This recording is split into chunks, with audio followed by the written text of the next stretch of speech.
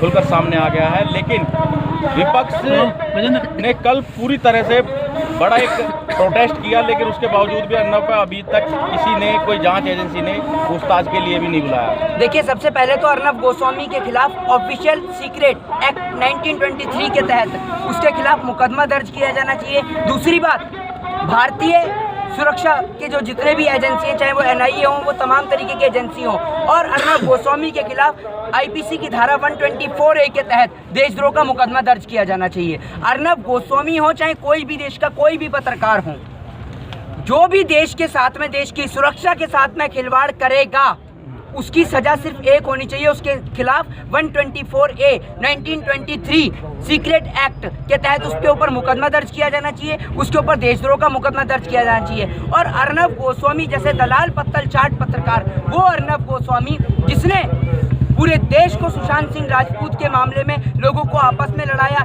हिंदू मुस्लिम के मामले में आपस में लड़ाया। आप एक बात मुझे बताइए, आप लोगों के एक सूत्र के कारण कश्मीर से कन्याकुमारी तक पूरे देश के अंदर दंगा हो जाता है, लेकिन आपके सूत्रों का पता नहीं चलता। जरा आज आप भी बताइए, पूरा देश जानना चाहता है कि आपके वो सूत्र आते कहाँ से हैं। बताइए जरा, कहाँ से हैं वो सूत्र? पूरा देश जानना चाहता है कि कहाँ से हैं आपके सूत्र।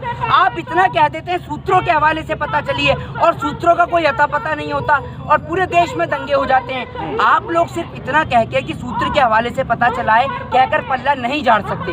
अर्नब गोस्वामी जो सरकार के लगातार पक्ष में रहा है और TRP स्कैम घोटाले में पहले भी उसके ऊपर कई बार बातें उठ चुकी हैं, उसके जो मालिक हैं उनके ऊपर भी तमाम तरीके की FIR दर्ज हो चुकी हैं। दूसरी बात, NIA इस बात की जांच नहीं करता कि आखिर कैसे एक पत्रकार जो 40 से 50 हज़ार रुपये मंथली कमाता है, कैसे ऑडी, मर्सिडीज, फरारी और लैम्बोर्गिनी खरीद लेता है। क्या इसकी जांच नहीं करता है NIA? क्या इसकी जांच इनकम टैक्स को नहीं करनी चाहिए? इन पत्रकारों के घर पे सबसे पहले इनकम टैक्स वालों को रेड करना चाहिए कि कैसे 40 से 50 हज़ार रुपये कमाने वाला पत्रकार देखते ही देखते लाखों करोड़ों रुपया कमा लेता है, और देखते ही देखते एक एंकरिंग करने वाला पत्रकार एक चैनल का मालिक बन जाता है। क्या इस बात का सवाल खड़े नहीं होते हैं?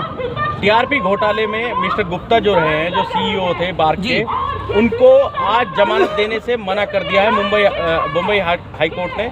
अब ऐसे में ये सवाल उठता है कि जहां बार के CEO एक तरफ अपनी जमानत के लिए अर्जी लगा रहे हैं, अपनी जान बचाने के लिए, लेकिन वहां अर्नब गोस्वामी तक अभी तक कोई नहीं पहुंच पा रहा। अगर आप अर्नब गोस्वामी की चैट को एक बार ठीक ढंग से पढ़े ना, तो आप ये देखिए, अर्नब गोस्वामी ने जो सूचना प्रसारण मंत्रालय, जो प्रकाश जावड़ेकर हैं, उनको लेकर क्या कहा है, पूरा देश आज देख रहा है उनकी चैट के जरिए। एक बात मुझे बताइए, ये वही प्रकाश जावड़ेकर हैं जब अर्नब गोस्वामी को गिरफ्तार किया जाता है तो ये दुहाई देते हैं देश के चौथे स्तंभ की, कि आज महाराष्ट्र के अंदर देश का चौथा स्तंभ खतरे में आ गया है। एक बात मुझे बताइए, जब इस देश के अंदर गौरी लंकेश की हत्या होती है तो क्या देश का चौथा स्तंभ खतरे में नहीं आता? क्या जब सरेआम एक पत्रकार के पूरे परिवार को कुल्हाड़ी से काट दिया जाता है उत्तर प्रदेश के अंदर, क्या लोकतंत्र खतरे में नहीं आता? क्या जब सरकार की गुलामी ना करने वाले पत्रकारों की खुलेआम नौकरी चली जाती है, तब इस देश का लोकतंत्र खतरे में नहीं आता?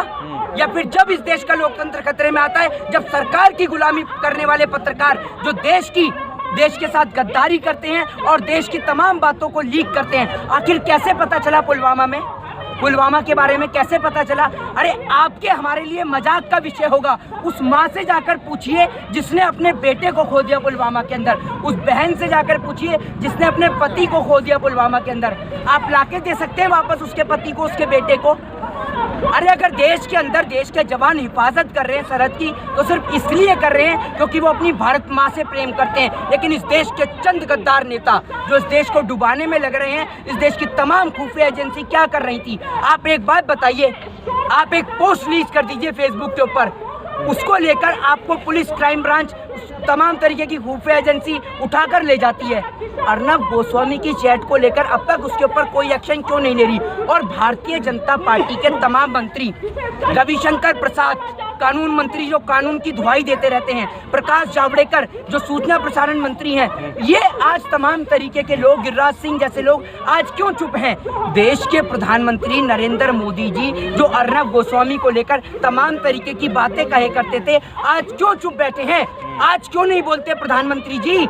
इसलिए नहीं बोलते कि क्योंकि आपके नेता का किसी का बेटा सरहद की हिफाजत में नहीं है। और अगर उसी पुलवामा अटैक के अंदर किसी नेता का बेटा मर गया होता ना, और ये सरकार बीजेपी के अलावा किसी और की सरकार होती, तो स्मृति ईरानी जैसे नेता सड़क पे ढोंग धतूरा मचा देते, सड़क के ऊपर ये लोग लेट जाते, उठते नहीं। लेकिन आज अगर इनकी सरकार है तो ये लोग चुप क्यों बैठे हैं? तमाम संगठनों को उठना चाहिए, क्योंकि जो देश के जवानों के साथ गद्दारी कर रहा है, क्योंकि आप लोगों को सोचना होगा कि आप लोग किसी पार्टी संगठन से पहले, किसी जाति और धर्म से पहले आप और हम इस देश के नागरिक हैं, और देश के नागरिक होने के नाते हमारा फर्ज बनता है कि आखिर पुलवामा साजिश थी, प्लानिंग थी, षड्यंत्र था, तो आखिर था तो था क्या?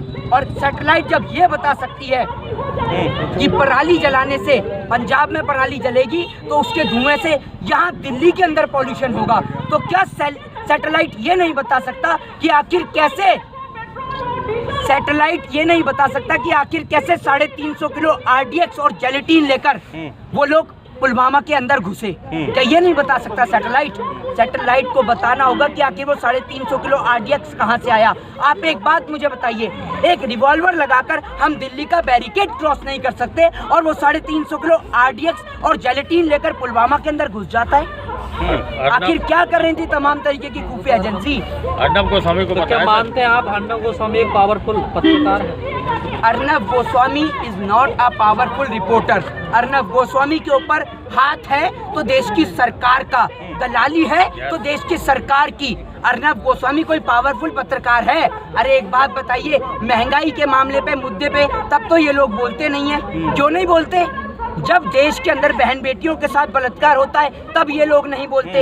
एक बात बताइए, आप लोग अगर पत्रकारिता करते हैं जरा ये तो दिखाइए, करोड़ों रुपए की सरदार पटेल की मूर्ति बन जाती है, स्टैचू ऑफ लिबर्टी खड़ा हो जाता है, ठीक है, करोड़ों रुपए लगा के प्रधानमंत्री मोदी का कार्यालय बन जाता है, करोड़ों रुपए से नई संसद बन जाती है, और भगवान श्री राम के नाम के पे भगवान श्री राम को धूमिल करने के लिए ये लोग चंदा मांगते हैं। अरे वो राम जिसने आपको और हमें बनाया है उसके नाम पर चंदा मांग रहे हैं ये लोग।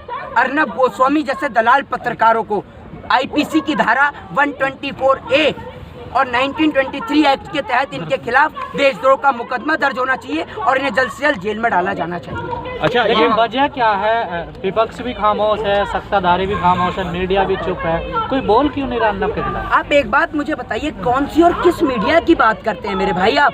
इस देश का चौथा स्तंभ खत्म, चौथा स्तंभ डेड हो चुका है, बुरी तरीके से मर चुका है वो चौथा स्तंभ। मत बात करिए इस देश की मीडिया की, कोई नहीं है देश की मीडिया के लिए। कौन है ये बताइए मुझे? आप किस चैनल की बात करते हैं? उस सुधीर चौधरी की बात करते हैं जो देश के अंदर जाति धर्म, हिंदू मुस्लिम, पाकिस्तान और चाइना की बात करता है, या फिर उस दीपक चौरसिया की बात करते हैं जो देश के अंदर दंगों की बात करता है, या फिर उस पत्रकार की बात करते हैं जो सरकार की दलाली में लीन है, लिप्त है, या फिर उस गृह मंत्री की बात करते हैं जिसको आत्मनिर्भर बोलने के लिए एक पत्रकार की आवश्यकता होती है, वो आत्मनिर्भर नहीं बोल सकता, या उस प्रधानमंत्री की बात करते हैं जिससे डोनाल्ड ट्रंप का नाम नहीं लिया जाता। बताइए ना जरा।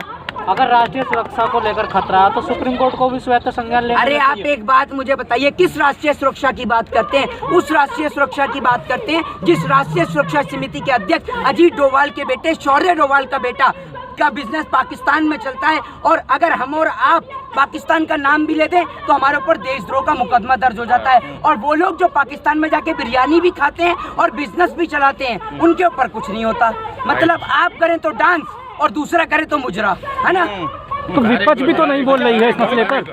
ये बताओ, जब पुलवामा विपक्ष का कई जो विपक्ष ने भी और कई लोगों ने इस पर सवाल उठाए थे, लेकिन उस वक्त जो है यही अर्नब गोस्वामी सबको राष्ट्रभक्ति का सर्टिफिकेट बांट रहे थे, और आज जो है वो सब बिल में दबे बैठे हुए हैं। मैं आपसे वही तो कह रहा हूँ कि पुलवामा को लेके पहले 2 लाइन पढ़ूंगा कि पुलवामा में देश के वीरों ने जो जान देश पे वारी है, ये दुश्मन की औकात नहीं, ये अपनों की गद्दारी है, ये अपनों की गद्दारी है। वो तमाम देश के गद्दार जो रहते इस देश में हैं, खाते इस देश का हैं, लेकिन पसंद उन्हें पाकिस्तान की बिरयानी आती है। वो लोग जो मात्र इस कुर्सी के खातिर भारत माँ के वीर सपूतों की जान को भी दांव पे लगा देते हैं, ऐसे नेता इस देश को हरगिज नहीं चाहिए। वो लोग जो भारत माँ का सौदा कर बैठे हैं, आज उन नेताओं को, आपको और हमें मिलके इस देश से भगाना होगा। इस देश के नेता बोले चाहे ना बोले, लेकिन हम लोग अगर हमारे घर की छत से पानी टपकता है तो हम उस छत का भी इलाज कराते हैं। तो हमारे लिए हमारे जैसे घर की छत है, ये पूरा हिंदुस्तान हमारे लिए हमारे घर की छत है। और इस हिंदुस्तान के अंदर कोई भी नफरत फैलाएगा या कोई भी हमारे भारत माँ के साथ में या भारत माँ के वीर सपूतों के साथ में, देश के जवानों के साथ में गद्दारी करेगा, तो उसके लिए हम हरगिज माफ नहीं करेंगे। और उसके लिए अगर हमें फांसी का तख्ता भी चूमना पड़े तो हम लोग हंसते हंसते चूमेंगे, क्योंकि हम भारत माँ से प्रेम करते हैं और उसका सर्टिफिकेट कोई नहीं देगा।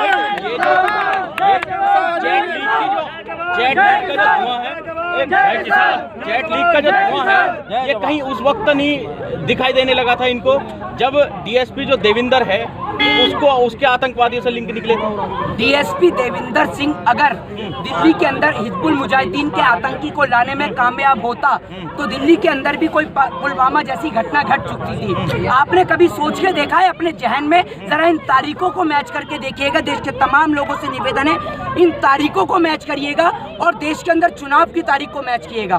कांधार हाईजैक, पुलवामा अटैक, अक्षरधाम मंदिर पे हमला, उड़ी हमला, पठानकोट हमला, इन तमाम तारीखों को मिलाकर देखिएगा और देश के अंदर चुनाव की तारीख को मिलाकर देखिएगा। एक बात मुझे बताइए, आज देश में चुनाव नहीं है तो नाम पे पाकिस्तान हमला कर रहा है, ना कोई तमाम देश हमला कर रहा। और सबसे बड़ी बात, कोई देश का पत्रकार भी नहीं बोल रहा जब चाइना हमारे देश की जमीन को कैप्चर करके बैठा है। क्यों नहीं बोलते पत्रकार? अरे हमारे देश की मातृभूमि है, हमारे भारत माँ के वीर सपूतों ने देश के खातिर जान दी है और आप वापस इस देश को अंग्रेजों के हाथों में थमाने में लग रहे हैं। अगर चाइना हमारे देश की सरहद में घुसा है तो सुरक्षा समिति को बताना होगा कि आखिर घुसा है तो कैसे घुसा है। अरे अगर हमें अपने प्राणों की जान देनी पड़े, अगर हमें अपनी जान देनी पड़े तो हम जान देंगे, लेकिन हम वापस इस देश को कभी गुलाम नहीं बनने देंगे। हमें जान देना स्वीकार है लेकिन गुलामी हरगिज स्वीकार नहीं। जय हिंद, जय भारत। जय जवान।